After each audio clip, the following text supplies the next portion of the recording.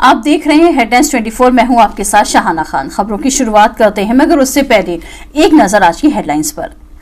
दिल्ली में बिना ड्राइवर के चलेगी मेट्रो ट्रेन। तमिलनाडु चुनाव में एआईएडीएमके का सहयोगी बीजेपी को सख्त संदेश।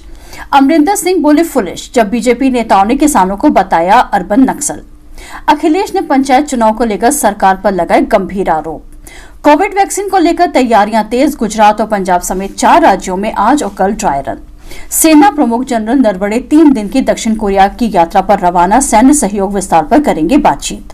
और स्विट्जरलैंड के रिसोर्ट में क्वारंटीन किए गए थे ब्रिटिश पर्यटक रात के अंधेरे में चोरी छुपे भाग निकले।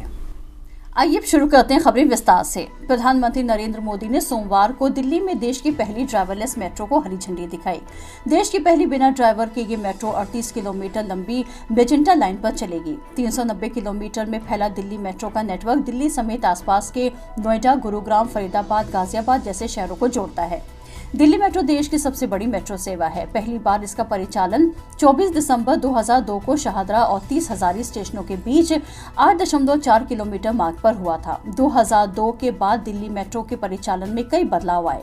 ड्राइवरलेस मेट्रो चलाने के लिए मेट्रो रेलवेज जनरल रूल 2020 में बदलाव किया गया।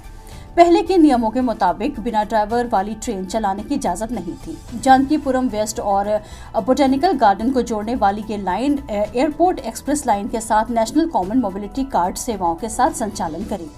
ठंड के बढ़ते प्रकोप को देखते हुए बसपा नेता व पूर्व राज्य मंत्री सलाउद्दीन सिद्दीकी लगातार गरीबों को ठंड से बचने के लिए गर्म कपड़े और कंबल वितरण का कार्य कर रहे हैं। इसी सिलसिले में बख्शी का तालाब क्षेत्र के चक पृथ्वी नाम के गांव में आज उन्होंने कंबल वितरण करके गरीबों को ठंड से बचने के लिए राहत पहुंचाने का कार्य किया। तमिलनाडु की सत्तारूढ़ पार्टी एआईएडीएमके ने गठबंधन की अपनी सहयोगी साथी बीजेपी को एक सख्त संदेश देते हुए कहा कि अगर उस पर रौब जमाया जाएगा तो सहयोगी के तौर पर उसे नेशनल पार्टी नहीं चाहिए। पार्टी ने इससे साफ कर दिया है कि वो राज्य में बीजेपी की पिछलग्गू नहीं बनेगी। पार्टी ने रविवार को साफ कर दिया है कि मुख्यमंत्री ई पलानीसामी ही अगले कुछ महीनों में होने वाले विधानसभा चुनाव में फिर अगले सीएम कैंडिडेट होंगे। दरअसल हाल ही में केंद्रीय मंत्री प्रकाश जावड़ेकर ने पलानीसामी की कैंडिडेसी को लेकर पूछे गए सवाल को टाल दिया था। एआईएडीएमके के सांसद केपी मुनुसामी, जो कि राज्य पार्टी के उप संयोजक भी हैं, ने रविवार को कहा कि उनकी पार्टी मई 2021 में होने वाले इन चुनाव में गठबंधन का नेतृत्व करेगी। उन्होंने कहा कि अगर कोई नेशनल पार्टी इसके खिलाफ जाना चाहती है तो वो गठबंधन के बाहर जाने के लिए स्वतंत्र है। पंजाब के सीएम कैप्टन अमरिंदर सिंह ने केंद्र के कृषि कानूनों के खिलाफ विरोध प्रदर्शन कर रहे किसानों को बीजेपी द्वारा अर्बन नक्सल कहने और पंजाब में कानून व्यवस्था बनाए रखने में विफल रहने के आरोप पर करारा जवाब दिया है। सिंह ने टिप्पणियों पर उग्र प्रतिक्रिया देते हुए इसे गिरी हुई, मूर्खतापूर्ण यानी फुलिश और तुच्छ बताया और भाजपा को दिल्ली में कानून व्यवस्था और नीति निर्माण पर ध्यान केंद्रित करने की सलाह दी। अमरिंदर सिंह ने ट्वीट किया, आज के अखबारों में भाजपा के वरिष्ठ नेताओं द्वारा दिया गया बयान किसानों को शहरी नक्सली कहना मूर्खतापूर्ण और तुच्छ है।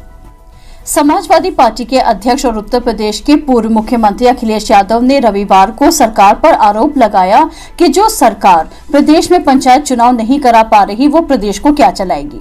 अखिलेश यादव ने रविवार को ट्वीट किया, उत्तर प्रदेश में भाजपा सरकार ने बिना नए चुनाव कराए ग्राम पंचायतें भंग कर दी हैं। बड़े बड़े चुनाव तो हो रहे हैं, लेकिन लोकतंत्र में जनप्रतिनिधित्व की सबसे छोटी इकाई के चुनाव के लिए सरकार अपने को अक्षम बता रही है। ऐसी सरकार उत्तर प्रदेश क्या चलाएगी। यादव ने कहा, भाजपा लोकतंत्र की बुनियाद पर चोट ना करें।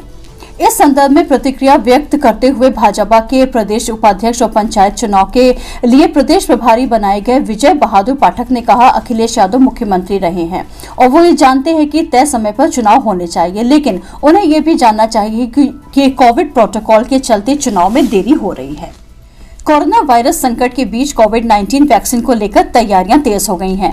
कोरोना वैक्सीन प्रोग्राम के लिए 4 राज्यों आंध्र प्रदेश, पंजाब, गुजरात और असम में आज से 2 दिन के लिए ड्राई रन शुरू हो गया है।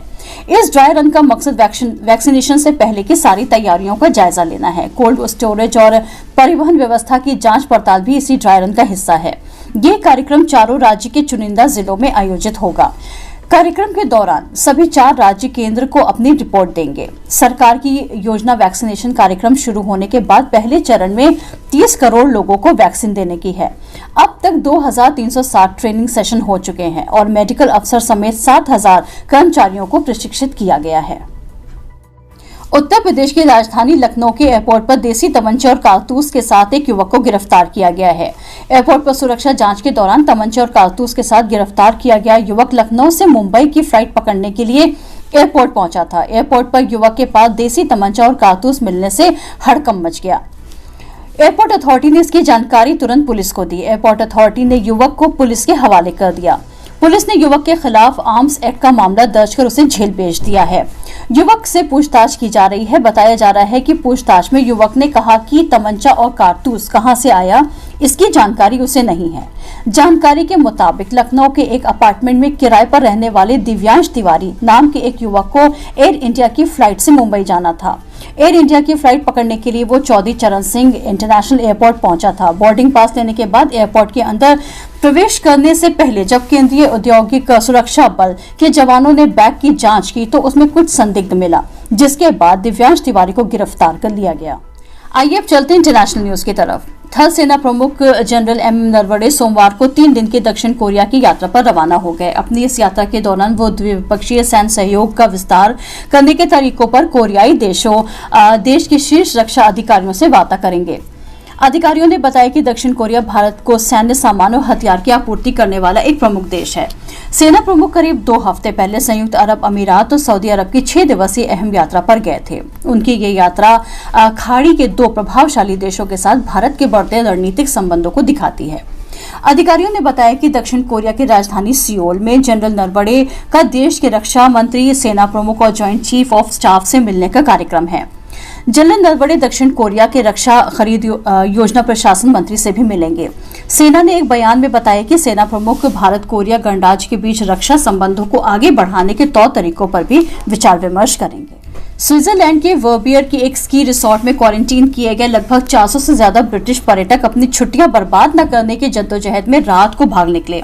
स्थानीय म्यूनिसिपैलिटी ने रविवार को इसकी जानकारी दी। एक न्यूज़पेपर ने बताया कि लग्जरी एल्पाइन स्की स्टेशन में कुल 420 ब्रिटिश पर्यटकों को क्वारंटीन किया गया था। इसमें से लगभग 200 रात के अंधेरे में रिसोर्ट से निकल गए। स्विट्जरलैंड के स्की रिसोर्ट में न्यू ईयर के लिए बड़ी संख्या में ब्रिटिश पर्यटक आने थे। वहीं बहुत से लोग आ भी चुके थे, लेकिन इंग्लैंड में कोरोना वायरस का नया स्ट्रेन मिलने के बाद कोविड-19 के बढ़ते केस को देखते हुए फ्लाइट बैन कर दी गई। स्विस सरकार ने ब्रिटिश पर्यटकों के लिए कड़े नियम भी बना दिए, जिसमें 14 दिसंबर के बाद से यूके से आए लोगों को 10 दिनों के लिए क्वारंटीन में रहना था। वर्बियर में रुके हुए कुछ ब्रिटिश पर्यटक तुरंत वहां से निकल गए, जबकि कुछ लोग रुके रहे। हालांकि बाद में वो भी चोरी छुपे वहां से भाग गए। सत्ता पक्ष ना विपक्ष, हम दिखाएंगे आपको पूरा सच। आज के लिए बस इतना ही, कल फिर मिलेंगे। ताजा तरीन खबरों को देखने के लिए चैनल को लाइक करें, सब्सक्राइब करें, शेयर करें और कमेंट्स बॉक्स में जाकर आप हमें कमेंट्स भी कर सकते हैं। देखते रहिए हेडलाइंस 24।